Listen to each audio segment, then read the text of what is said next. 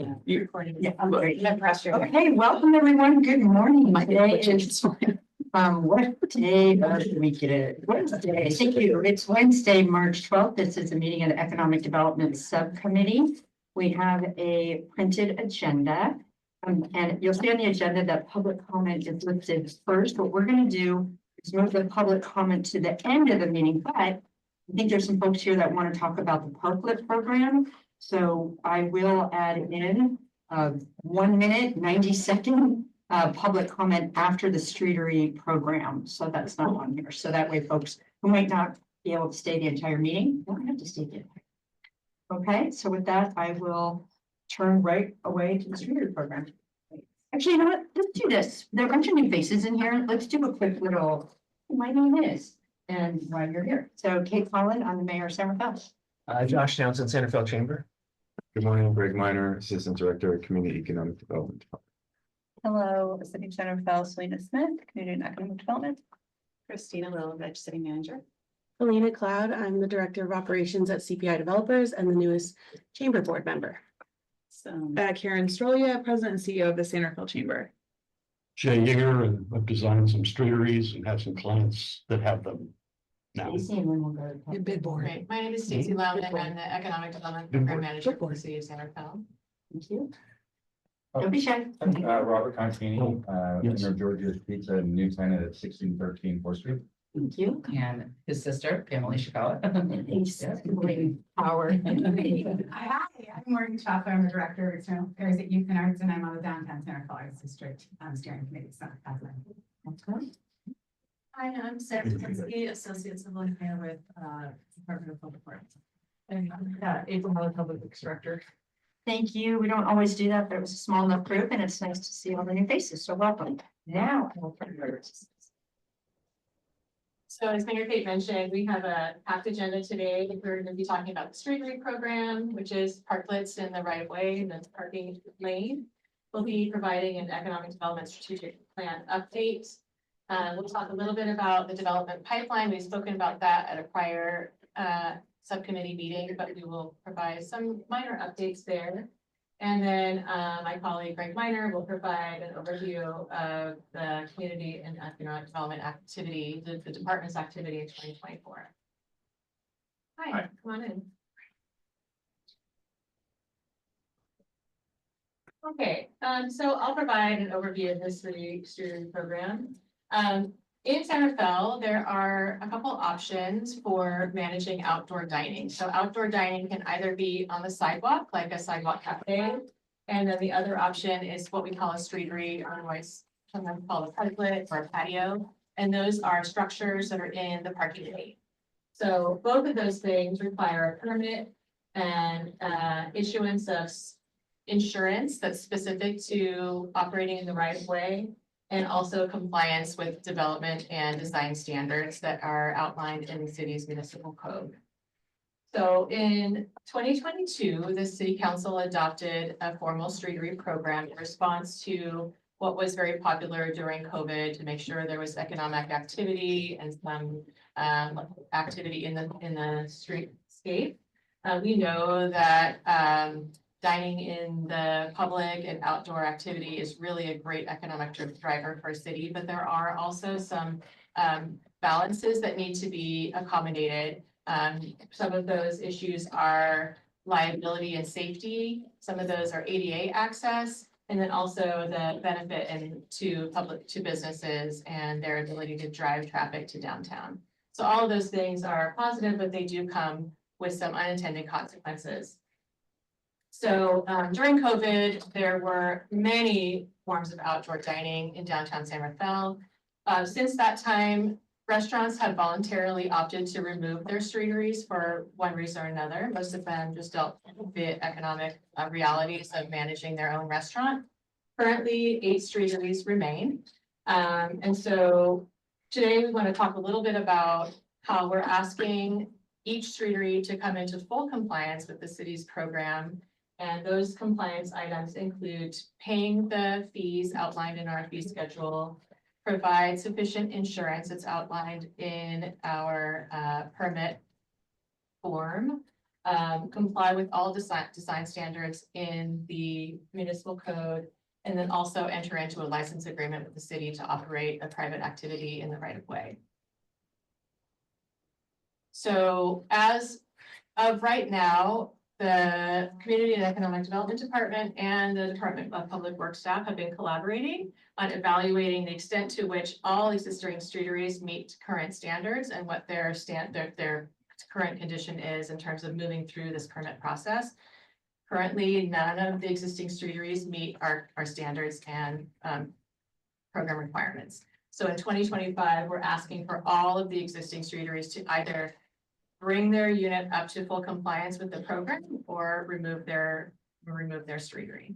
So we've done some outreach in 2 groups. The first group, we dealt with folks that are on the downslope of 4th Street, primarily because they had common issues of flooding that were an unintended consequence of the structures being in the curb lane where water generally pools when it rains. So there was, because of the structures, flooding onto the sidewalk, and that causes a hazard to businesses and pedestrians.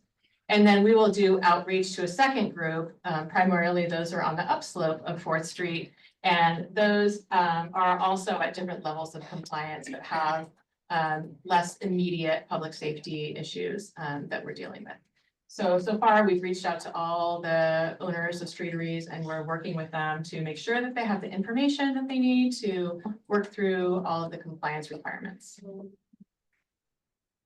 Would you like to add anything here from the design or technical perspective? I think you summarized it pretty well. Okay. Is there more? That's pretty straightforward. That's the outline that we have.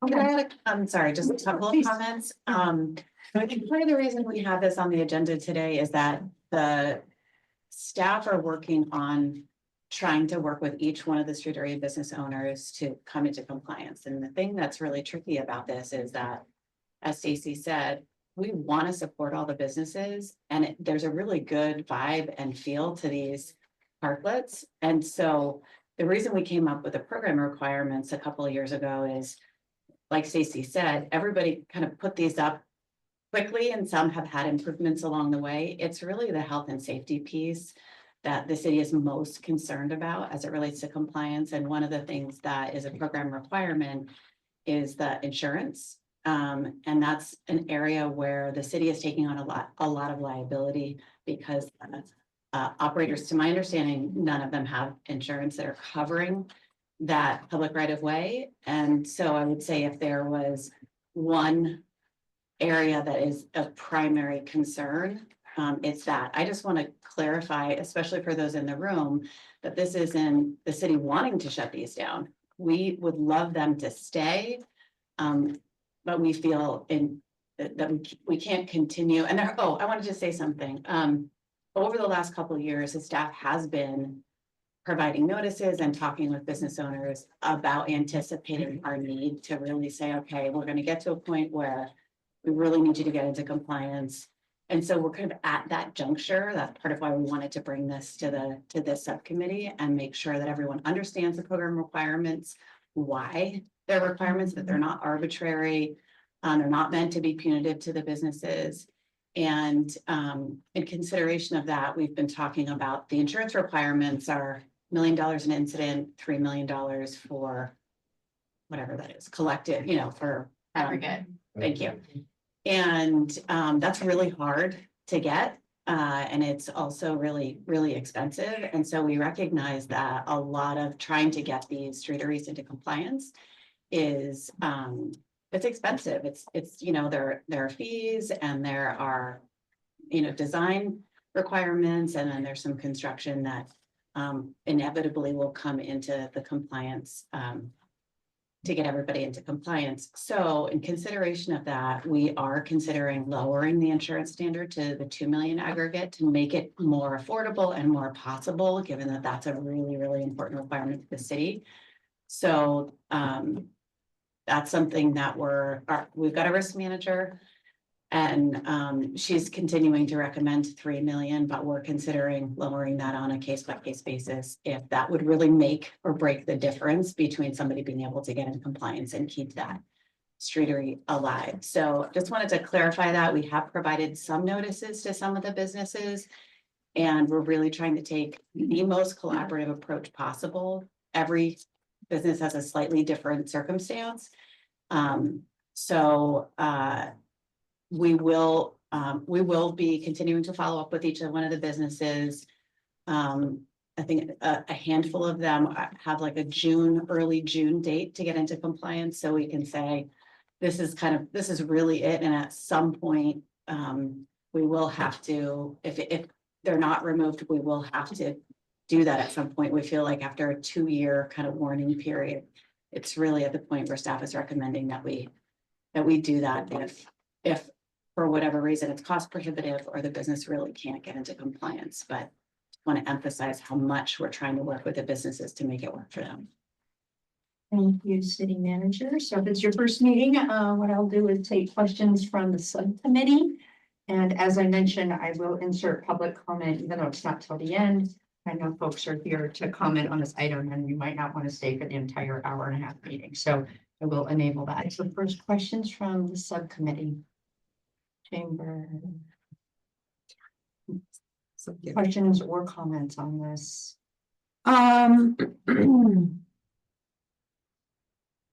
Not at this time, no. Oh, Yeah, okay. thank you. Okay, fine, I have questions. So when you talk about the 2 million aggregate, I know it was $2,000 deposit. So does that change that number? I just don't know how the math works for the individual. It doesn't change the fee structure. It doesn't change the fee structure. Okay. It's just that one of the requirements is to have the insurance. Got it. That's an additional cost to the business to get their own insurance policy. Got it. So the insurance they're doing through their insurance carriers, not through the city. So it's not, I was trying to think like a phased approach, but that's not a negotiation we could have. They'd have to have it with their carriers, you're saying. Correct. Correct. There is some consideration. We have to look into a pooled insurance program, but that will take some time. Okay. Interesting. Well, these are my next questions. So we're not the first city to be reacting now, years after COVID, thank God, and about making things more formal. And it's supposed to meet this moment, but to meet future streeteries. So I was curious, when you look at other cities, I'm sure there's legal aspects, liability aspects. Yeah, I So think could you many, speak to what you've seen in other cities. We're not doing something different here, is my sense from what's been done in other cities. we are not doing something different here. I've been talking to colleagues in several other jurisdictions, Petaluma, Novato. I've looked at other streetery programs in, for example, Bellingham, Washington. Lots of people are sort of looking at how to bring their programs up to current requirements or adjust post-COVID, revising their standards at this time, looking at their fee schedule as well.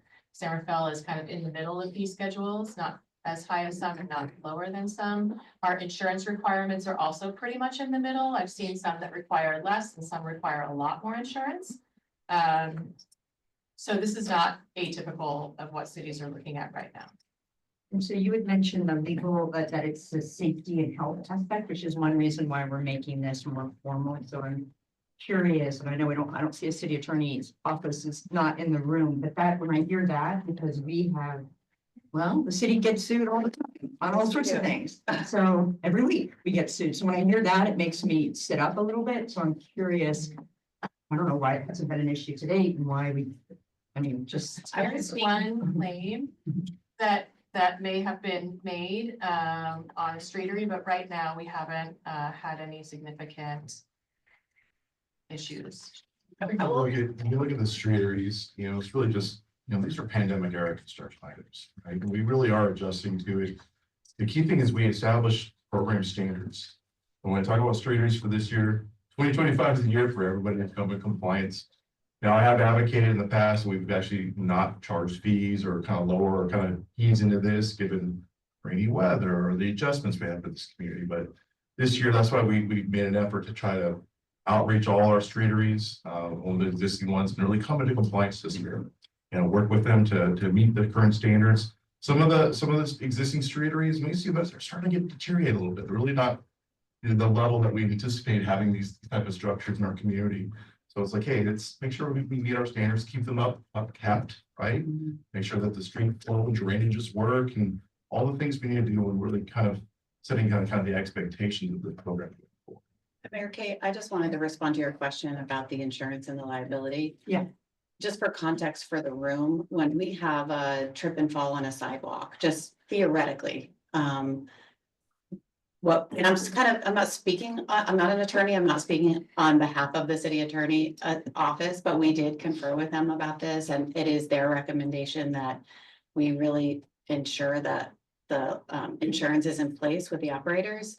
Just again, for context, our average claim for a trip and fall in like on the sidewalk, and we see these, I would say, maybe at least one a year, sometimes more often than that. It's between at least 500 upwards to $1 million per claim.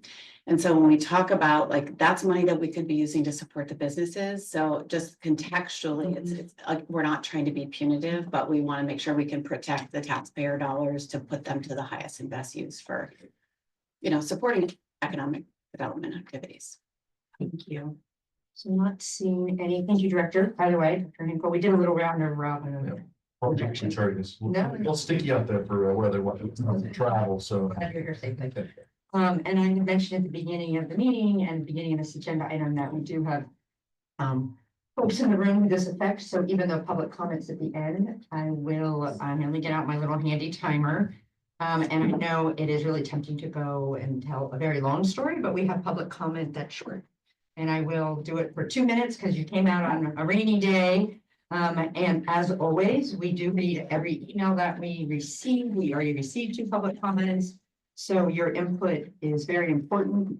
This is an update. There are no decisions being made in this moment. So do know that. And with that, I can't multitask. Utilities, here we go.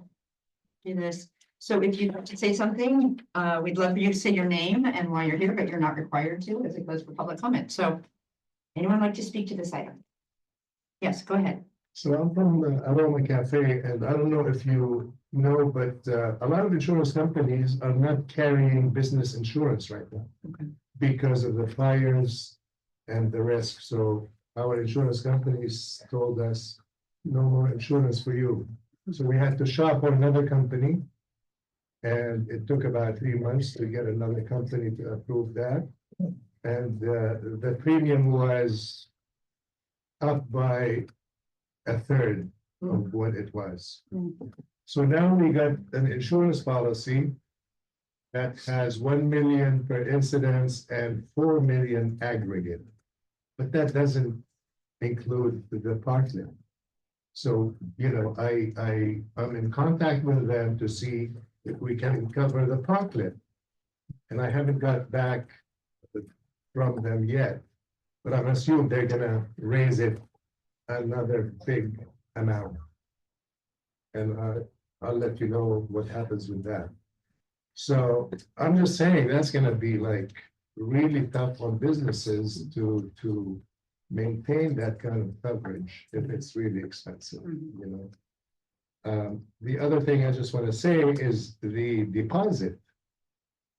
Is that really important? I mean, can we use that deposit to pay for our fees? Because what does the deposit mean? If we sell the business, it's either the new owners will have to carry on or we just remove the parkland. So that's a question to whoever is. That's it.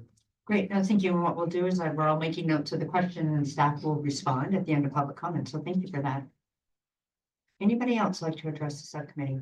I have a comment. I'm here representing Van Antico, and I'm new to the business, so I'm kind of reading off of what we gathered and talked about. But I guess we were approached with the idea of building a parklet during COVID by the city and responded to that and built the parklet in compliance with the standards that we needed to.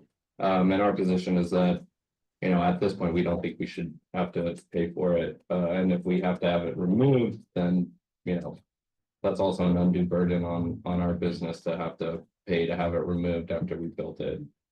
In response to you all telling us to build it during COVID. Thank you. Anyone who you guys are going faster than I know how to do my thing. Okay, go ahead. I was curious about the difference between some of the parklet things that been Antico, for instance, parklet was back before they were called streeteries. And that was done on a different program than the ones that came later and that still exists now. So it's unclear to me whether or not the same thing applies to that one, for instance. Down at B Street at where Libation is, that was also part of that first wave of let's put 4 of these in the downtown and see if we can make it better. And that was pre-COVID. That wasn't because of COVID. I think down there at on the corner at where's it? The right in the old Bank of America building. That was another one that was removed. So I don't know if there's a clarification as to a differentiation between these or not. The other comment I'd have is Roger's partner Vincent, who wrote one of these comment letters, said that the city designs and the committee should only approve patios that enhance the ambiance of the street. I'm on the beautification committee for the BID, so it falls on me to say, is this beautiful enough? And some of these streeteries I don't think are. The other places I've seen have put in rules saying, you know, you can't put plastic chairs out there. You know, you have to have something that looks nice and enhances the quality of the street. So I just put in a word for that. Great, thank you. Thank you for those comments. Anybody else? Anyone else?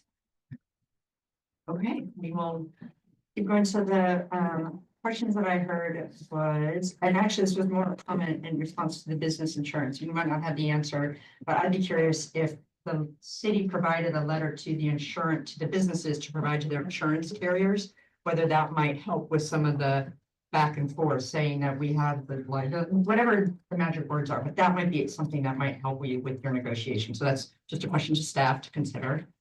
What is the deposit for is a question.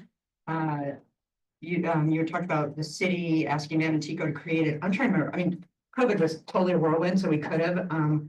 I don't recall that, so I'm kind of curious around that statement around the city asking businesses. Again, we could have. I don't remember. And then parklet versus street, which there is a difference. So, Stacy or city manager, deposit. I'm starting on the deposit. I would defer to Department of Works on the deposit. Yeah, the deposit was created in order to help offset the cost of if the business closes and the city has to come remove their streetery. It's the time and effort it takes for us to remove everything and dispose of it. Is what the fee is. If a business owner wants to do it themselves, then they leave the deposit back. So I would add, oh, sorry, April, I would add that part of that is just the model that the city has for cost recovery, that it's not trying to make revenue off of the fee, but there is staff time and work that goes into managing the program, in addition to public works, community and economic development, reviewing the applications and that. So a lot of our fee structure, the majority of our fee structure in the city is intended for cost recovery. And what's the deposit right now? Slightly over 2,000. And it's based on the cost recovery to the city managers. And it's a fully refundable deposit if the business was leaving and then move the structure and repairing the damage to the roadway. Next question was around the city asking restaurateurs to got parklets. We actually called them parklets then we changed the streeters, but I'm trying to remember because I might have been the only people that was here at the table. You at the table? Was an assistant city manager. I'm like, Okay. yeah, I mean, during COVID, indoor dining wasn't allowed, so I think we were very open that people wanting to, Yeah. like, if you want to have a structure outside, go ahead, and that's kind of why we have the COVID era construction that's out there, but there was the four original streeteries Yeah, they were done on our pilot programs, right? We're piloting. It was You're very the difficult. chamber. Yeah, this was very difficult. to get out there. Yeah. Well, no, I just think it's interesting because a bunch of the folks that were around the table at that time. I'm one of them, but I don't remember all the operational things. And I do remember that we did talk about a pilot working with your predecessor, Joanne Webster, and she might have reached out. I just found it compelling when you said the city reached out. The city, there is a difference between the chamber reaching out and the city reaching out that has different ramifications. So that's why, I mean, your point's still well taken that you weren't asked regardless of who, but that's why I'm asking the question. I think, well, one of the things we can do is just look up the background on it and work with you. Every individual business is under a different set of circumstances, and so we want to be attuned to that. Well, So in we can this do case, some follow-up. what I will add on this is, and it goes for all these programs, these are all optional programs. Like in essence, the ability for the city to allow these to occur is really kind of was been asked of the city at the time. So like, hey, we'd like to have, outdoor dining components and extension to, because really the control of the sidewalks and street is the city's property, or the city's responsibility. So in essence, it's usually responsive, but it's not required of anybody. Like if you want to do this, here's the program criteria. And that pilot program from those original 4 extended, especially on the COVID era, in response to the pandemic. So from that, it grew an actual adopted city council program that the city has been implementing since the pandemic. So as I said, when we talk about like the year of 2025, we need to come in compliance with the adopted program by city council. That's what we all kind of outlined, including the fees, the insurance, the design requirements. And this is just there. So we're trying to work with all our existing streeters. Anybody else who's interested in doing that. We are talking to all the businesses who want to build those. So how do we actually start to expand this program and meet some of the requirements? I will say insurance actually, from the economic development standpoint, has been a limiting factor for a lot of the businesses. We've heard that multiple times. They're like, I'd like to move forward, but my insurance company, it's $10,000 cost to do this item. So we are actually working internally, trying to see if we can reduce some of these requirements and look at an umbrella policy to cover this. And that's something that's actively going on. So to Mayor Kate's point, love to actually work with the businesses, with their insurance companies direct, and have that kind of conversation, try to work that out. I do think there's a level of like, we are promoting this program. This is a program to support our businesses and add to the ambiance of the downtown. So I'd like to try to find ways to make sure that there's not cost prohibitive by some. Thank you. Can I add that Yes, please. the 4 original that were done before COVID, those are all streeteries have to come to the same compliance. So I know the structures are a little bit differently, but those were done with a license agreement that now needs to be converted to a streetery program. So everybody's gonna be under the same standards. Okay. And the last question, between parklet and a street area, parklet has a public use part of it, as I understand it, and streeteries has more of a private. So if you have a parklet and it's named that it's like a public parklet, small park. So it falls under something different, where streeteries, as I understand it, the proprietor can actually control the folks that might be in the space. So it's not like someone showing up and bringing their own lunch and eating at the table. So if it was created under the original parklet program of 4, is it open, is it for the public? It still has a license agreement. All the 4 had actual license agreements that outline those requirements. Yeah. So they're one and the same, actually, that same model Yeah. carried forward to the streetery, so the license agreement standpoint. Well, that's the city's license to the proprietor to saying, you have exclusive rights to this space during this time, if you meet the requirements, including insurance and maintenance. And we inspect to make sure that they're in order, but that actually gives you the ability to actually control that space. Whether it was created as a parklet or a streetery, it's I private. think they're just names, like we games. Sorry, I mean, part of the conversation, we have a lot on the agenda. So I want to pick up something Director Hinkle was saying. So what is the next step on this? This is an update only. There's no decision being made today. And I heard you say it goes to council. So could you just speak to the next steps on what's going to happen? So folks who might have not been here today or not given input, find that they have to still provide you input, Stacey. Sure. So we are looking to implement the provisions of the code that have already been adopted by council. So I don't think there's any need to go back to council with any action at this point.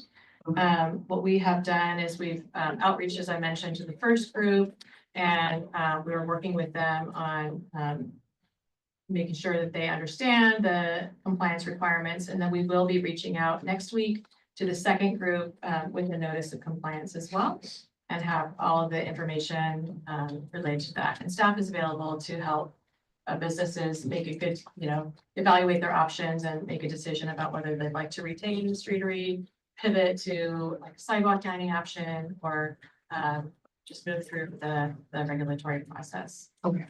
So, and I know from the city manager, so they're, each one is unique, has its own uniqueness, and I hear very strongly that staff and legal counsel and DPW said these must be compliant. So my hope is, for my input, is working with them individually, that there's flexibility in places that we can ever do phased, and I know we're like 2025, but maybe that might be a tool or something that we can offer businesses based either on money or on compliance, with the end result still happening. Even though I know they had 2 years. And we're like everybody, it's not until you really see the test on the horizon that you actually start to study. So that would be my input on that one. City manager, anything else you'd like to add? No. Okay. Just appreciate everybody coming and listening in, and feel free to reach out to economic development or myself if you have questions or follow up. Yep, and Stacy's address, stacy.lauman@cityofsomerfeld.org, or else you can find it online under economic development. That's right. But thank you for coming down, especially on a rainy day, all of you. So thank you. Thank you. Thank you. Because we like our most jam-packed agenda ever. The next one is an economic development strategic plan for those that want to stay. This is really the big picture of where Somerville is going. And the decisions we're making around our side. Okay. So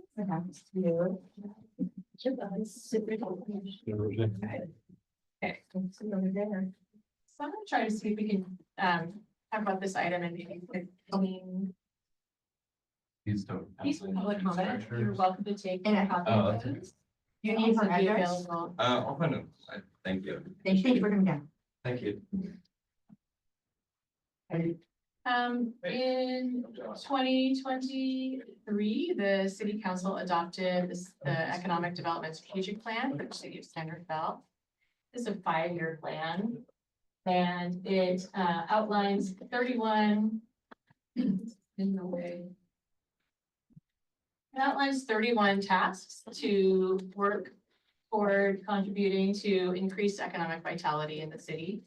Those tasks are outlined in these 7 strategy areas that relate to business support and development, downtown reimagination, analyzing enhanced infrastructure finance district. It's a financing tool to strengthen local partnerships with members and organizations in the community, attract high-tech industrial uses, outreach private businesses for business opportunity expansion, and also improve and enhance workforce development programs.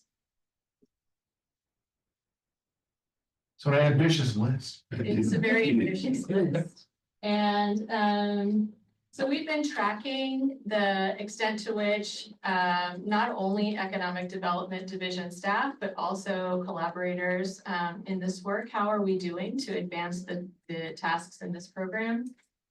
This shows that we have, the orange is what our end of fiscal year 2024 program implementation shows. We have had an increase in the overall number of tasks that have been implemented. Also, the increase in the number of tasks that we are developing. So, and then of course, the not started tasks is decreasing. We are currently implementing almost 40% of the tasks that were outlined in the strategic plan. And by implementing, I mean that is fully implementing or implementing a significant portion of the intent of that task. And developing generally means that we are working toward implementing a task. It's either, not fully implemented or moving toward implementation strategically. And of course, a not started tasks are items that we have not moved forward on. In 2024, we really focused on these 5 core areas. The first one is the San Rafael Go program.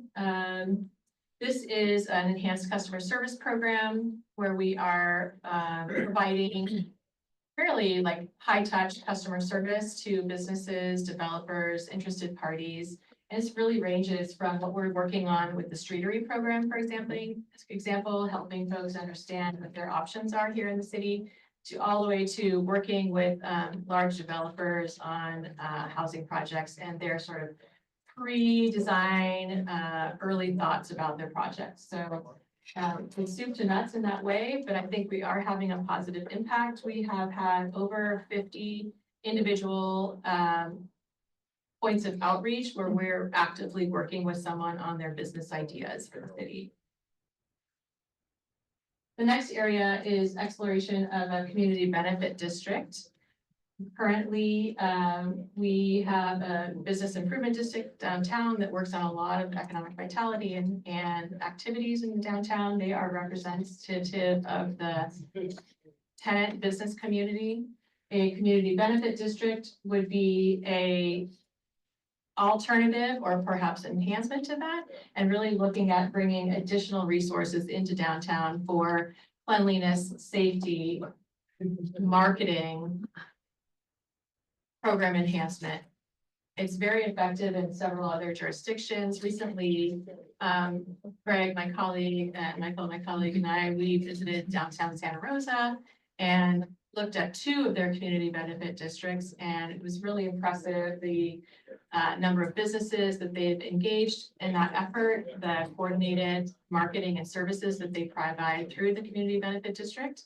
Those 2 districts there are different and distinct, and they offer different services. Both of them are really working well for that city. So that was a really nice thing. We've had 2 meetings with the community benefit district formation. One was primarily focused on property owners. The other meeting was primarily focused on tenants downtown. And we will continue to provide information on the city's website. And we've recently published frequently asked questions that are responding directly to questions that we've received. We've also held stakeholder interviews primarily with property owners around that project. So we will continue to pursue the opportunity and try to identify a champion within the business community, within the property ownership community to advance this.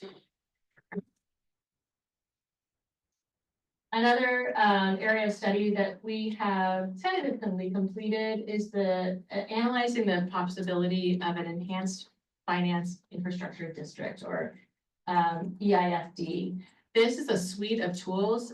There are several, not just the EIFD, but others. And the purpose of these is to identify tax revenue that could be set aside for infrastructure projects. So we engaged Cosmont Industries, who actually were the writers of the Economic Development Strategic Plan. And we asked them to analyze the feasibility of initiating an enhanced infrastructure financing district for the city. So that report is complete. And we have shared it with our finance department, and we'll work on further evaluation, whether to determine whether we want to bring that forward in the future or look at some alternative tools that are also out there in the marketplace that may suit San Rafael better. Just gonna add a couple items on that. As part of these different financial tools for the city, one of the things is also trying to partner with the county. Some of these tools are a little stronger in working with the county on that end. But some of these tools can really kind of address potential sea level rise, affordable housing, and infrastructure. I do think infrastructure will be much more of a bigger ticket, especially for an 1800 city. Sometimes our infrastructure facility pieces really need to be evaluated deeper. But I think what it is taking the opportunity to really evaluate holistically kind of what are the community needs and what tools are available to actually meet those needs.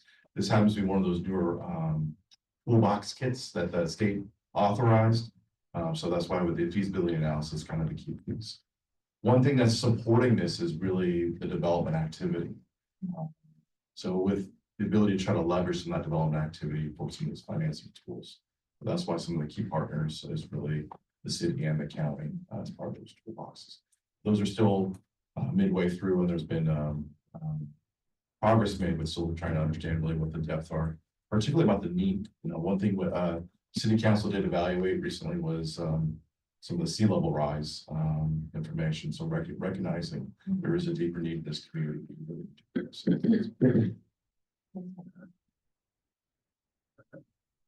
Next area of activity is about arts programming. I should just study that smiling, sorry. the city is a collaborator in the Downtown Centerville Arts District, which includes a stakeholder group, leadership group of 5 organizations downtown that work in the art space. We received a couple years ago a really nice large grant from the California Arts Commission, so we're working to implement that grant. Currently, we have a request for proposals out to hire an arts implementer. It would be a project management type position where this arts implementer will work on developing a call for projects for up to 5 public art projects on public property, on city property. And so we're looking to implement those projects between June 25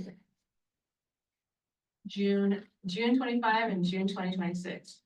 So it's a really exciting opportunity, and we look forward to sharing more about that in the coming days.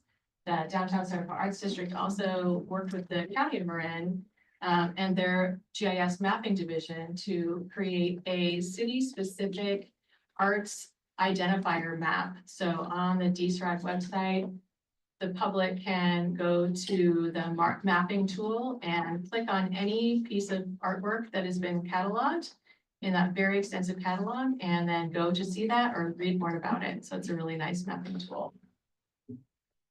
And the last item, public sites reuse. The purpose of this program is to really evaluate the ways in which available city property may be used for other benefits, for example, housing, affordable housing. So earlier last year, the city council surplused the city-owned property at 519 4th Street, which is currently used for storage. And the city called for selection of an affordable housing developer to evaluate the development possibility for this site. So we've selected Abode Housing, and they're working through their early development and design. We anticipate that project to be moving forward in 2025 and into 2026.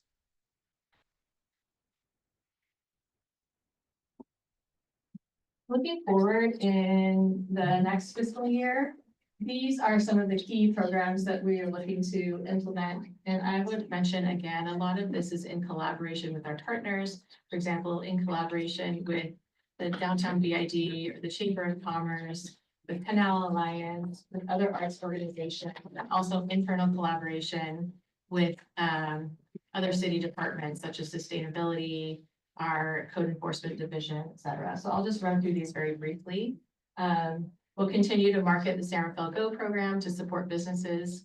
We will work on outreach and business retention. I think business retention is a place where we could really put a little more energy to make sure that the folks that are being successful in the city continue to be successful, and let them know that if they have regulatory concerns or issues with moving through processes in the city, the Go program is here to help them, along with other partners like the Chamber of Commerce.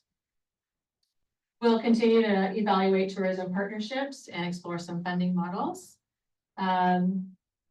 Another thing we're working on is transferring events administration from currently what sits in the police department to the Community and Economic Development Division.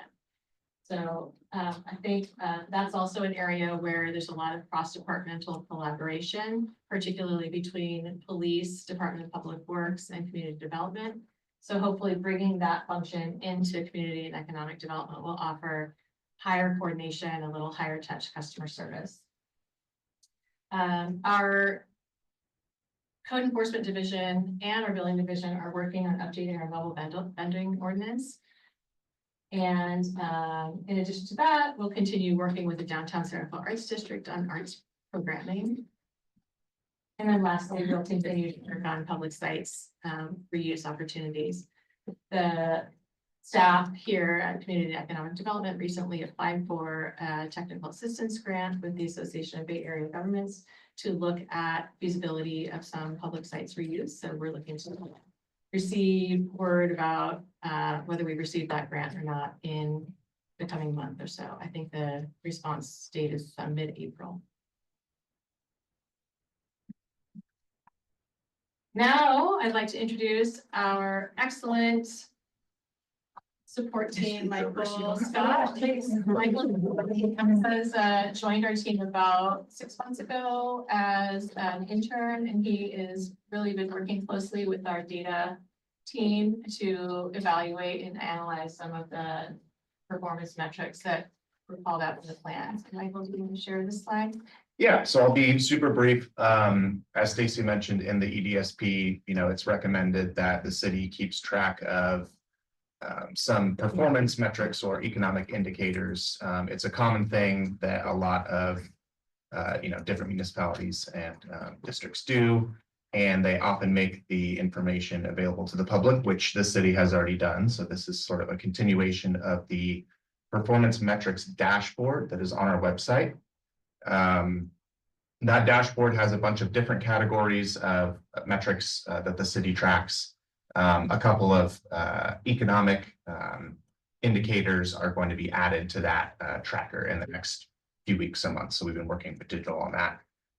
These are just a couple of interesting, factoids that we pulled out, things that are good to look at. In terms of total taxable sales, you can see that in the last couple of years, we've had over $2 billion of, essentially shopping and buying and going out to eat and that sort of thing that happens in the city.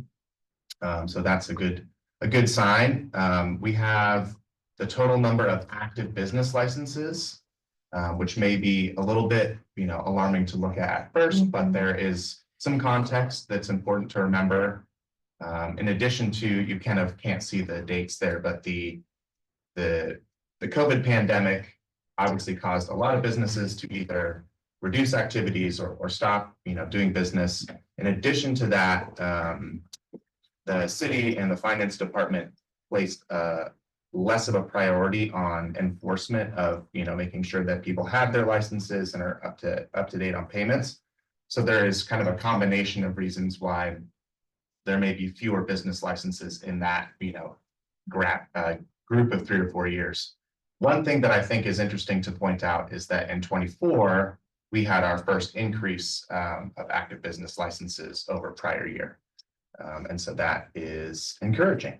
Well, one thing I'll call out about these type of data metrics is some of these things the city controls and some of them are just really a provision of the market itself. These are both market driven. Now that's why we're going to talk about different programs or how's the city kind of supporting this, and really the launch of the Go program is going to help that on more of the technical side and the customer service components. Those are things we can control. Financing markets, the cost of lumber, construction, all these things are out of our control, but we recognizing kind of, well, what areas can we control it? How we conduct business, how we support our business community, those are areas we can. So that's why there's been more emphasis put on those areas for measurement. And then a new metric that we've been looking at is the total number of jobs in San Rafael. And so this includes all W-2s in San Rafael. So residents who work in San Rafael and non-residents who work in San Rafael are included in these numbers. I pulled the largest, quote unquote, increases in numbers of jobs in these industries. So estimates that legal service jobs increased about 14%. Can't quite see that far. Construction jobs increased about 14% as well. And again, this is just like Micah was saying, this is just really good information to have, just to have kind of a pulse on what's going on in San Rafael economy. The jobs by percentage tracks with, what is known about San Rafael in terms of the most jobs are in the healthcare sector. Another top category is public administration. So you think of businesses like Kaiser and the County of Marin, definitely reflects that.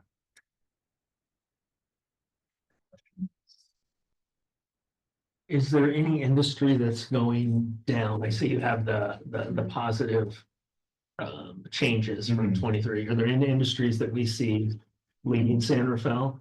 I can take another look at those numbers. Off the top of my head, I don't recall seeing any decreases that were quite as large as the highest increase. But there were certainly, some variation in different industries. And it's important to remember that this is all, these are estimates. These are numbers that we get from the Employment Development Department, Labor Statistics Division, and they get these numbers from a private company called EconoView. And so I can look a little bit more into the methodology if you're interested, but happy to also follow up with any categories. Yeah, that the have one to see that, estimated yeah. reduction. It's an area where we're starting to dive a little deeper in, enough where we actually did a contract with EDD to actually get some of this private data. Normally you couldn't get this type of data without paying for it. Also, it's a local governments. So really just trying to really understand like what's happening with our business community. And it's not just when we look at sales tax revenue. That's one factor of it. The other part of this is jobs and what type of jobs. So for us to get a better pulse and understanding of that, of what is growing and what is shrinking, and it's just the nature of the change. So we're starting to kind of work towards that. And this is really keyed into our digital services department, and we do our annual reports back in the city council about forecasting. That's the type of data we're actually supporting on that. Yeah. Hold on 1 second. Let me just make sure there are any other questions from the subcommittee before we go forward. Not about the trends, which these are phenomenal. Great job. Thanks. Yes. Stacy, I had a question for you about tourism partnerships. I'm curious if you can go deeper with what that looks like. Says tourism partnerships explore funding models. Sure, that was a program or a task in the strategic plan. So that's one of our items that we have not started. I think 6 months ago, we did have a presentation from the Marin Convention and Visitors Bureau to talk about how they are working to amplify San Rafael as a destination. So part of the task, I believe, is to continue to work with the CBB, evaluate their participation and direct involvement with San Rafael's strategies.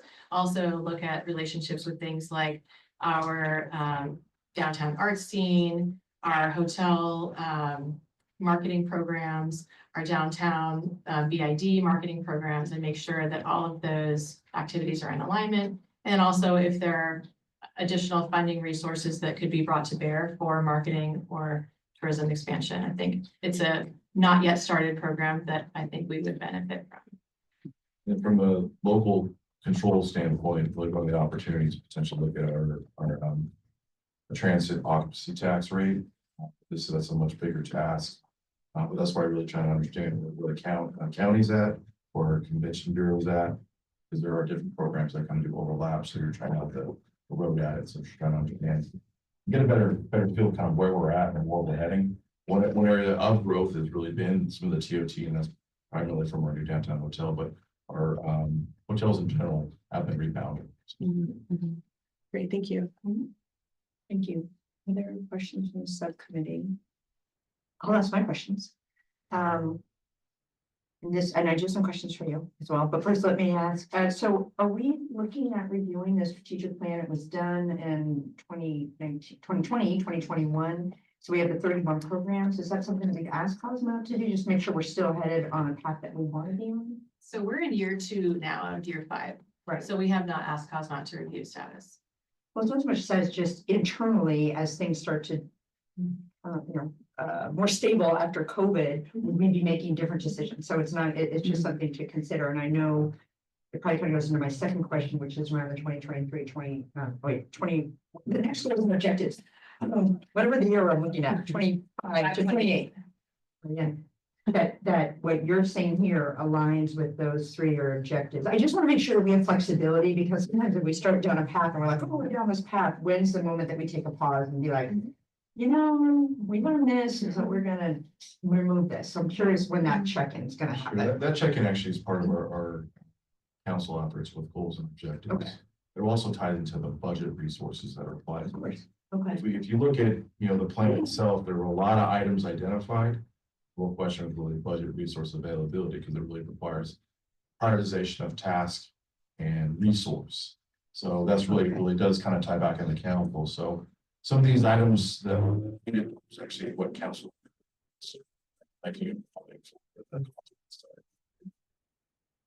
Launch the GO program. Those things were already accounted for. So that's why we're continuing to launch those items. But then as additional opportunity comes together, or resource needs, it'll be identified in our kind of department funding asks or goal objectives. We also have operating budget that we run from the community economic development department. So some of these task items for the division itself will actually be resourced to actually implement some of that.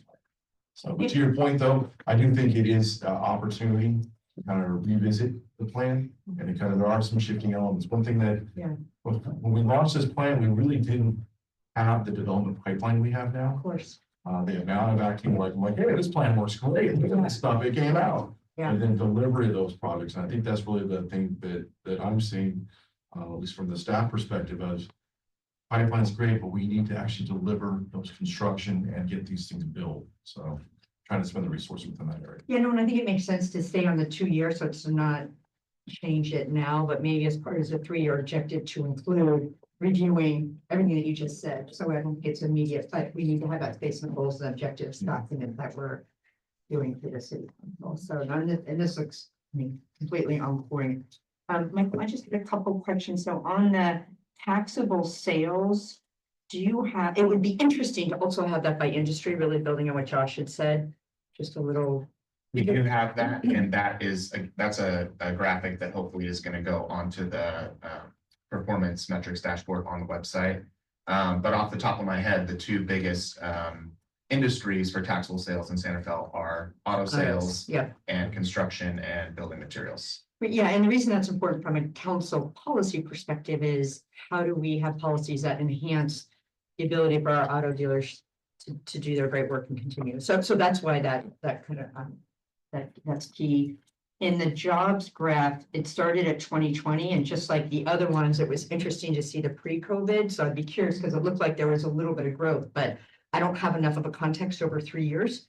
So I can see if I think the data goes back further, but I'll double check. well, it's just, yeah, and then finally you had mentioned that these are estimates, some of them are derived. And because these are all public documents, it's have a little asterisk somewhere, because otherwise people might not know that. I didn't know that until you said that, so just feedback on that. This is me. So is there anything else before I take public comment? No, thank you. I think your question really spoke to. Yeah. It's a challenge, Yes. we're gonna discuss, so I don't think we. Awesome. So I'll open up public comment. Chris, now you may ask a comment or question, and I'll take any comments or questions. A couple questions about some other segments and other programs versus industry sectors. A few years ago, Corey Bytoff and the sustainability folks within the city council, within the city staff, as well as probably 30 to 40 local business folks, we're looking at building a low carbon sort of economy. This is multi-sector, involves just a number of people that are doing things on their own, either as nonprofits or things that they want to pursue. So I'm not seeing any of that reflected in any of this analysis or any of the programs. We're going short, on our greenhouse gas emission targets. And I think there was a recent sort of update of that we really need to invest more in electrification of transportation. And that's around EVs and charging stations, infrastructure, as well as mechanics that are trained to support and service these EVs and trucks. And then building electrification is really critical also. That's a tough nut because multi-sectors, we've got to work on ordinances and that sort of thing. So I'm not seeing a lot of the clean tech and clean industry sort of reflected, which is tough to do. It's hard to size that multi-sector community. But we created about an 80-page report on this. I'm not seeing the support of the other departments in the city. You've got probably 30 nonprofits, Sustainable Santa Fe and others, that I think can be volunteers and can provide resources, human resources around some of these programs. So, if the city is kind of falling back and saying, no, we don't have resources. We need to look at volunteers and look at even some of the nonprofits to help. So that's just one issue. The other thing is around affordable housing. And I'm not seeing, again, this is a multi-sector goal of the city and the county. But I'm not really seeing a place in the plan, in the metrics of the plan, that would reflect, some of our targets around affordable housing. So those are the two. Thank you. We will. Yeah. Any other public comment on this item? You want to say anything? No, okay. Thank you. I'll close the public comment.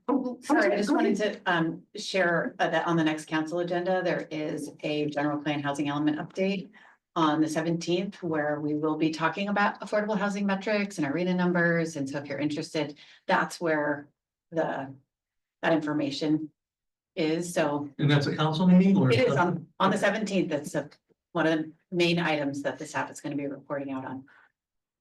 And thank you. Yeah, and then how do you speak to the low carbon economy? We have had Corey here, we have had worked on this, and there is, I do see threads of it in there. It's maybe not all that, but so maybe you just respond to that before we go into the next agenda item.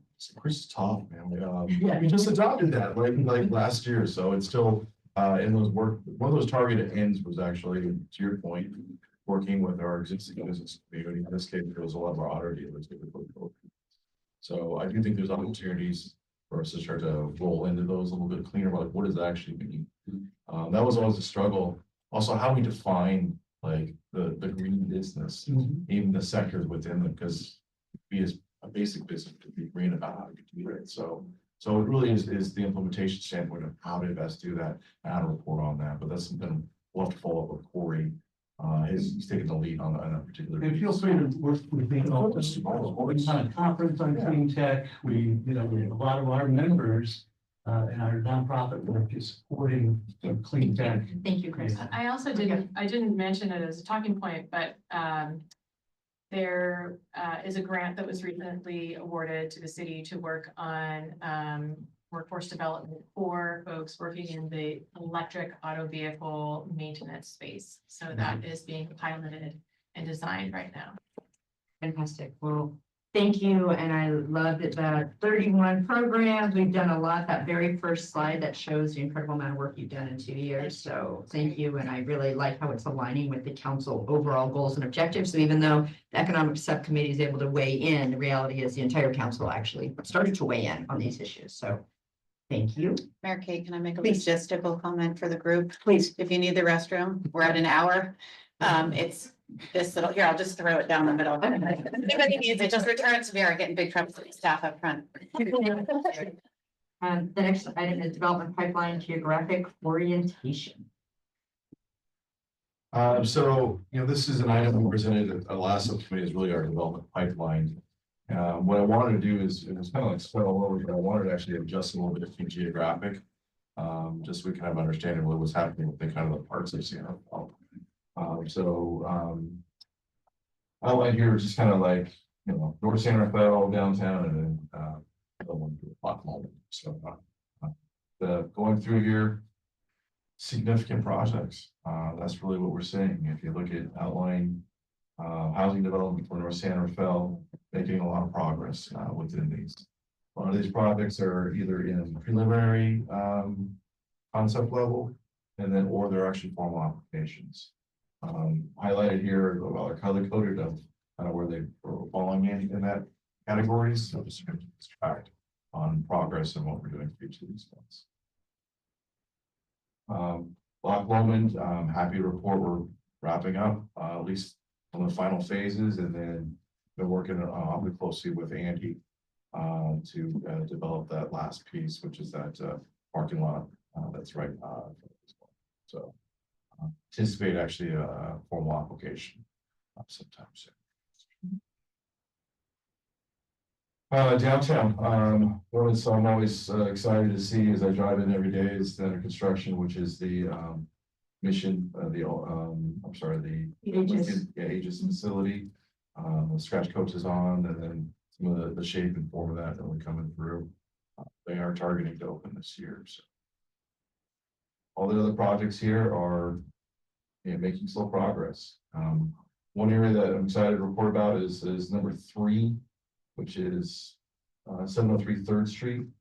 We just actually gave a time extension to that entitlement, and now that actually has been sold to the developer to start moving towards construction documents. So that's one that actually came in before our general plan. So we've had on the books for a long time. So it's really exciting to see the kind of the market reset and start moving to these projects forward. enough work downtown, we actually got 2 slides. So, awful lot of activity contained in here. What we are seeing though is height. You know, that's really kind of the pieces for our downtown. Starting to see different construction typology, greater than 10 stories. That's a real significant investment and a change agent. So we're still very early in those review process, those project processes. Those couple of those coming from Monahan Pacific. So these are basically incomplete, but just said exciting opportunities as they come forward.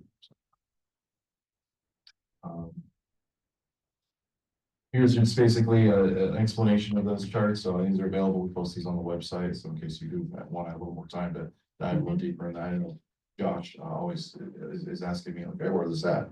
So here's those opportunities to kind of understand what that is.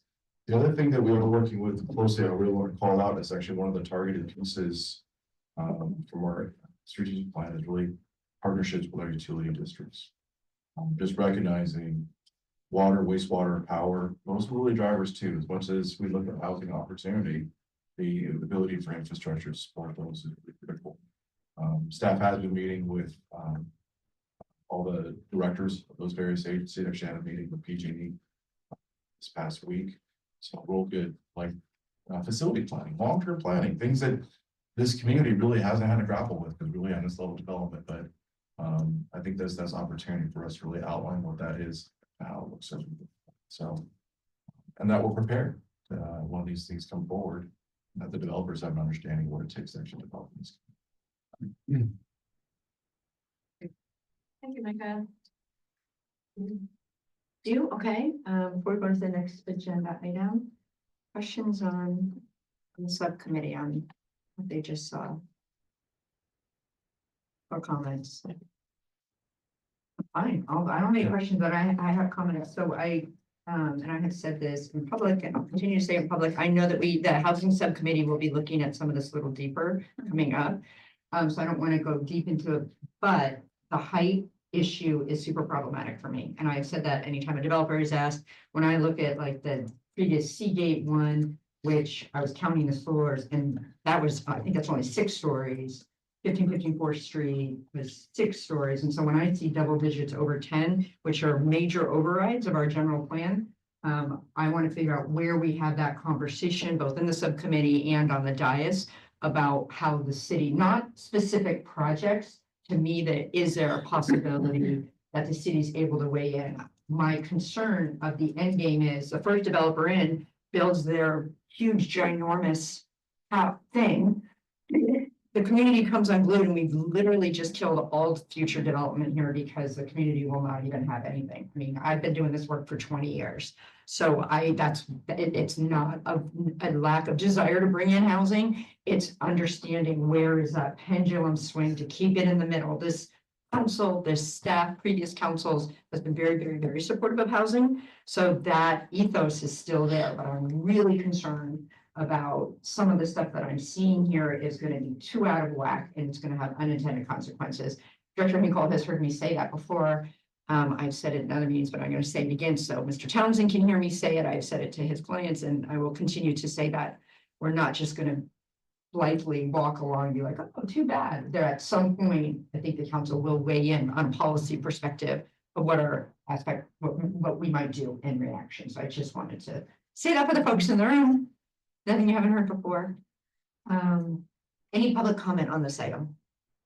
So all these residents numbers here, how do they compare with our state mandated goal of about 3,000, right, by 2030 or 2030? I think that's I seem to recall that's the state mandated housing goal. It's a state mandated housing goal, but I will say arena numbers, they're all projections. I say if any city or communities can actually meet those goals, then that's another question. So for us, it's really just supporting really our general plan. We outlined or additional density and support. Development communities are responding to it. So what's the general plan say in terms of total? So Chris, when you give all your public input as opposed to back and forth with the director. Okay, sorry. We're just trying to, so do you have any other comments? Because they're good questions and good insights. One was about the arena and Well, just what's the general plan say in terms of the goal? Where are we going next? Planning period. Are we on track or are we still on time? Thank you. Okay, not seen any other public, oh, Morgan, and then we'll answer. Yes, go ahead, Morgan. I just wanted to say yay to what you said, honestly. I'm very concerned about the height of some of these buildings. I have friends that live on Laurel Place and their views are gonna be destroyed. And it's, amongst other things, and I also agree that we need more housing. And I'm sorry that this is a question that I should probably know the answer to. What percentage of all these buildings are required to be affordable housing? And what percentage are actually affordable housing? Like, are any going above the ask? Great questions. If you have anything else you want to say, and then I'll just close the public comment and have staff answer. Any other questions, Morgan, or comments? Nope, that's it. Okay. Great. Not seeing any other public comments. We had a great question about the arena and how that aligns with the general plan, and the second question about the affordability requirement. So in terms of the arena, we're behind. We've been behind for many years. But there's an actual report that's going to city council. So that staff report should be posted actually the next couple of days. So you want to take a look at actually where we stand. One thing that is good on that though, is in terms of build construction behind, but entitled and moving forward. Northgate was a big player in that. So seeing that project move forward, kind of towards construction will help developers. And then obviously the pipeline for these projects, questions about really getting through the, basically the review process and actually being built. Some of these issues are not necessarily Sanderville issues, they're really about market conditions. So like, as I said, some of these projects have actually been entitled for many years. And now we're starting to kind of move towards, so it really depends on the economics of how they play out. So it's still to be determined, really, if any of these projects get built, it really depends. So the key is that the city's fulfilling its role in terms of its planning for and reviewing them accordingly to the city's programs and policies. That answers that reading question. And then general plan alignment. General plan alignment, you have to look at the general plan. It's a forecasted document. Basically, it's our programmatic goals for growth. General plan 2040. So there actually was a lot of anticipated growth. The real question is when they actually come in. So what we're seeing though is with the adoption of the downtown precise plan and then the new general plan, with the increase in density and allowance for development, we actually did receive a lot of development activity compared to prior years. So that really has helped in terms of kind of meeting those housing goals. The other thing really is the state law changes. Those really did switch the pendulum back into kind of the developer standpoint. So state laws passed supported some of those elements, and the city is following those rules and regulations. And then last question about affordability requirements. 10% is required, the current inclusionary housing requirements for the city.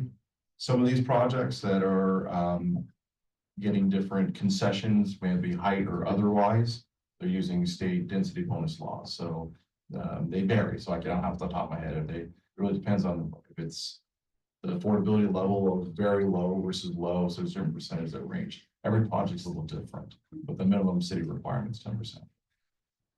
Thank you. A lot more to be said on that, but we'll say it in the council chambers on Monday, and we have that. So we have one more item, and then we'll be able to hear from the chamber and VID if you have anything at the end for public comment. Had a little different agenda today, so we'll whip through this because I think we saw a bunch. Oh, we saw some of this already. I'd like to invite Greg Biter to share these two slides. Hi, Greg. Good morning. Yeah, so I'll just take a moment. This is our first subcommittee meeting of 2025. So we wanted to take a moment to kind of reflect on some of the accomplishments of 2024 and some of the developments within the department that kind of set the stage for the work that will take place in 2025. So the first major theme and the first image that you can't possibly view from that television set, but just to give you a little bit of That headline. context, there's been a tremendous change in terms of staffing within this department. More than half of we're staffed up. We only have one vacancy at the moment for a deputy building official, and more than half of the department joined either in 2024 and the first couple months of 2025. And part of that was also the consolidation of two departments into one and then adding a new director. And I would just highlight the administrative division, which is not, it's internally facing, obviously.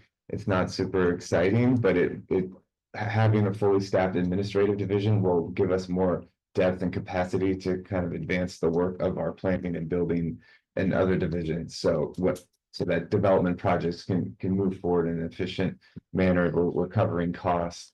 So the city's not going out of pocket to process these different development projects. And then in terms of, and then Micah and Stacy, who actually were here for the entire calendar year 2024, feel free to jump in. Our housing division has produced amazing results, in particularly when you consider it's essentially one person, Alexis Kaftanian, who does amazing work. The city council approved the funding of the purchase of that building in the lower left part of the screen there, 1400 Lincoln, to permanently preserve affordable housing based on a new rolling application model with the use of affordable housing trust fund dollars. There's also the launch of tenant protection workshops with the cohort of tenants within San Rafael and there's a snapshot of one of the workshops in the bottom right. These workshops are conducted all in Spanish and they cover a range of topics, and the theme is sort of in trying to empower tenants to be aware of all the different rights and also get their perspective on, where San Rafael should go going forward with respect to tenants' rights. There's, I think, one other item highlighted here was the enforcing the mobile home park rent stabilization policy, and the city was able to intervene and the owner of a RV park returned over $60,000 in illegal rent increase. We can go to the next slide. So there is no mention of economic development, not because they didn't do anything, but because Stacy covered all the great work that she led in 2024. And here are some numbers from planning. The one poorly designed picture here that this is all my fault, the terrible text and picture here, but that's obviously Northgate, which is a huge, as far as I understand, the largest development in Marin County. So the other theme of this presentation is, despite the fact that there weren't a lot of staff, the staff that were there got a lot done. And so here's some statistics. In terms of planning entitlements, the 200 entitlements was an increase of from 169 the year prior. The stats for building and code enforcement were pretty similar to 2023. I think we're going to see an increase probably in both categories in 2025 because some of the projects were entitled like Northgate are now going to shift into the construction phase. And our code enforcement division was only partially staffed for a good portion of 2024, and now they're fully staffed. So we're likely going to see some increases in those numbers. So we just wanted to highlight, some of the accomplishments that the committee may be aware of because of the meetings in 2024, but also just kind of underscore the internal staffing changes that are going to help hopefully continue to advance the work in 2025. I know a lot of acronyms because I've been doing it a long time, but I don't know what a SOP is. Standard operating procedures. So part of kind of there could be other. No, I know. There could be other. School government, you gotta be in government a really long time to know. Policy level. Okay. So, okay, thank you. Government would probably function better if we knew we had more SOPs. I think it's more of a private sector thing that we're slowly learning from. But as we move from a city that had less development to more development, and I get that. Yeah, we've identified a need to, and a new staffing transition identified a need to have processes in place to help things move forward and also to ensure smooth transitions when the next generation of bureaucrats Way more. transition into our shoes, so that there's, Look how optimistic Greg is. May I just please take a moment to say something that I think is really important? We mentioned Northgate and Greg mentioned the staffing issue, so I won't reiterate that, but I really want to take the moment to appreciate and recognize the staff in this room for the heavy lift to get Northgate over the finish line by the end of the last calendar year under some really challenging capacity issues. And I also feel very optimistic about the next year and onward. I just want to recognize both Greg and Selena. We've got rock stars in here, Stacy and Micah as well, but the new staff that we're able to bring into the city have incredible depth and experience and are really up-leveling our game amongst others that are here too. So I just wanted to really recognize and appreciate how lucky we are to be able to hire such great people. Yeah, 100%. I would have said the same thing. And the numbers alone, both on all at the geographic distribution, like literally this entire presentation. We definitely know you all know how to work smart, and you work hard. And hopefully this will balance out so you can have that important family work balance. So questions from the subcommittee on the review. Blown away into quietness. Okay, public comment on the review. Not seeing any, I'll just bring it back and say, I hope we can also share this with the rest of the council, either through slides or commentary through the weekly memo. Again, to understand the sheer volume of work that you've been doing has been incredible. And I do have to say, I spoke yesterday at Drake Terrace and they had a lot of questions about Northgate. I didn't even have to bother staff. I went right to our website. The Northgate, it said very clearly the timeline. It said what the city's role is. I literally copied that thing, pasted it, put it on the slide for Drake Terrace because it was really helpful to be able to communicate to the community what our next steps are. So hats off for really being timely in that. The staff is also working up to that. Yeah. Really diligently to update every single project website to provide that same context both for the community, because there are a lot of questions coming in and we want to make sure that there's like ready information that says this is exactly where it is in the process. This is what's coming next. And then I also wanted to mention super briefly in 2024, two kind of emerging priorities that this department has been working on that are really, I say they're emerging priorities, but there's been a lot of great work done on illegal food vending code enforcement and trying to figure out a very supportive way of getting folks into compliance so that they can run their small businesses, but also make sure they're handling food safely. And so we're working on that in contact with community partners, and that's taken a lot of time and energy, as well as the illegal hemp enforcement, which, you know, these are what we call unfunded mandates in government, where things come upon us that there's absolutely no way that we cannot shift gears and pivot and make sure that those health and safety issues are being addressed in the community. So there was just another enforcement activity with state cannabis control, I think was it last week. And so we are continuing to have to manage that kind of enforcement in the city. Yeah, I think it's important to add that to the slide because I definitely know very involved in that. Fantastic. Oh, Real quick question around the office. yeah, go ahead. Yeah, the office sector. I'm downtown, been there 7 years, and I've seen, never seen so much vacancy. Very visible sector, you know, because of the realtor signs up. And I haven't gotten a definitive answer around the level of vacancy in the office sector, but it seems, I mean, 25–30% is not off completely. So I'm just wondering if the team here has any kind of programs around either conversion of that kind of space or support and acceleration of that space. Prices still seem to be very high for renting of offices. So that's a disconnect to my thinking. So I'm throwing that out as a sector that's very visible, doesn't seem to be moving towards occupancy or conversion. So, Thank you. Well, any other public? Oh, that's it. okay. Yeah. Anyone else? Any other members of the public? I'm just staring at Morgan and Jay. Sorry. Okay.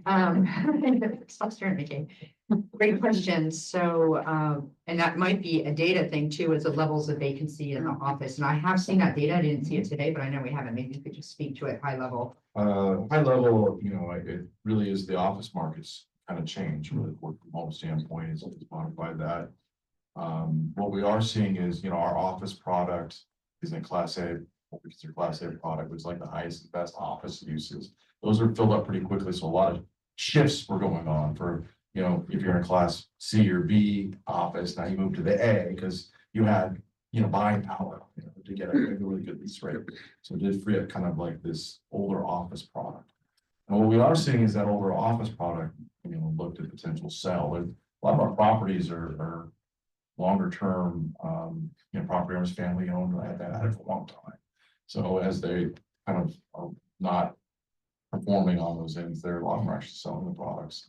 So we're starting to see kind of developer interest on those, basically demolition and rebuild. So some of the projects that we were highlighted in the pipeline are exactly that case. So former bank buildings, some of the like standard institutions we've had for many years, our models have changed. So now we're seeing that kind of reinvestment in a different way, likely going to be mixed use housing. So affordable, or sorry, retail ground floor with apartments. So that's where we anticipate seeing, and we're also starting to see actually like potential office conversion. Where one of the projects on that, what's in that list, there's on 4040 Civic Center, is actually converting an office building to a residential building. So as I said, it's kind of an interesting kind of shift in the market. So. Thank you. So I'm just going to keep whipping along here and go to public comment. We did the agenda a little bit differently this year. Often you guys have your center stage and we can always figure out the happy medium. But in the meantime, I'm going to open up public comment, anything not on the agenda. And I would love the chamber to have your 2 minutes of anything that you want to tell the group, as well as the BID or East Somerville working group. All right, I'm going to try to cram all of the juice into 2 minutes. Yes. This is the month where we are actually launching 2 new committees at the chamber. One is our North Santa Fe Working Group, and the second is a nonprofit committee.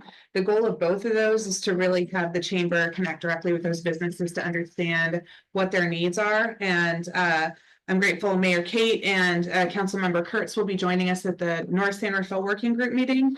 Again, it's just it's a starting point, and we'll kind of see where we go from there.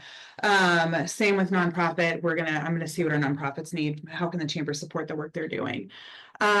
We have our we're kicking off an economic forecast event this year.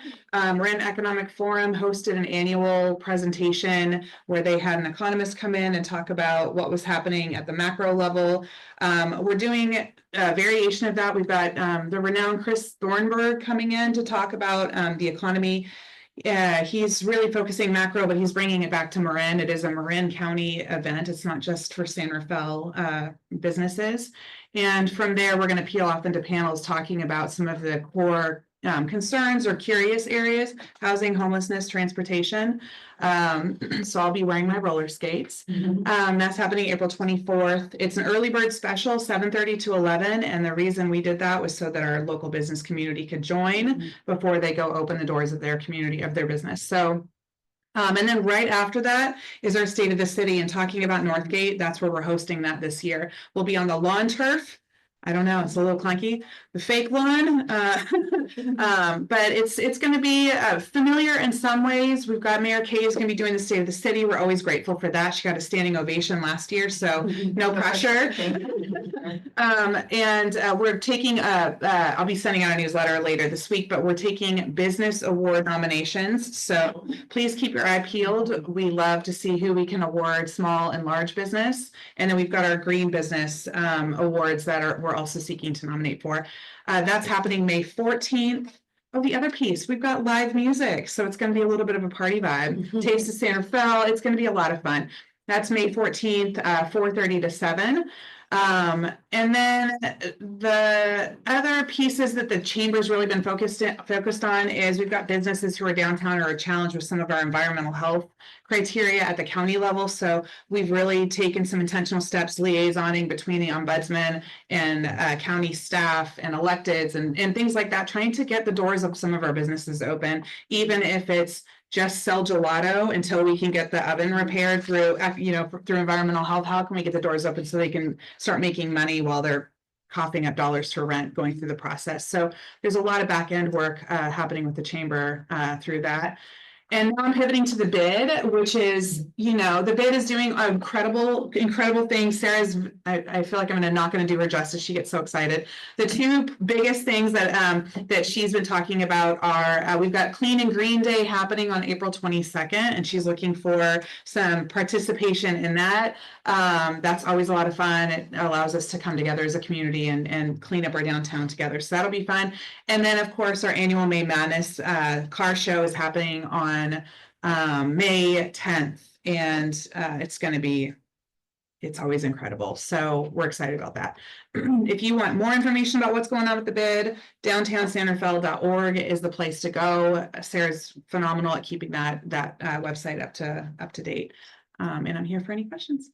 Thank you. It might have been 3 minutes. Sorry about that. No, because I added the BID together. No. And then East San Rafael. Colleen is also there with me. We had a great conversation with Jim Meyer from the city of San Rafael talking about the parking permit initiative that they're working on in East San Rafael. Lots of questions with the business community, lots of great feedback. It was a dynamic conversation. I think that Jim got information, he and the Dixon group, I think they got the information they needed to take back and kind of make any adjustments that they were thinking about. What else do we talk about? I feel like that was the core essence of the meeting. Yeah, and just feedback. I mean, it's just the lobbying back and forth between the wants and needs of neighbors. Yeah. And how to accommodate, and then they eliminated Bret Hart Yeah. based off community response. Yeah, so it was a very, very insightful meeting. We're looking forward to the next one, which is happening April early month, maybe the 10th. My apologies, I don't remember, but we'll be talking to Transportation Authority of Marin. Oh, thank you. We've got Ann Richmond coming, and she's going to be talking about what's going on in that Bellum corridor situation. So we're excited to have her join us.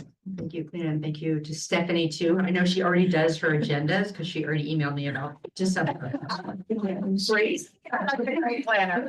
Yeah, amazing. Yeah. I think it really She helps is the amazing. excitement people there. Yeah. So, Yeah. well, thank you for all that you're doing to really help connect the community with the city, with each other, and businesses with each other. And I look forward to all these great events that are coming up. I know Can I that just you ask a put them on the quick website. Yeah. Are all those things in your newsletter? They will be when it comes out this week. Yes. Okay, yeah. Maybe one thing I just had heard about, and I want to make sure we amplify that. I'll share that at the council meeting if you'd like. Yeah. Okay. That's great. Thank you.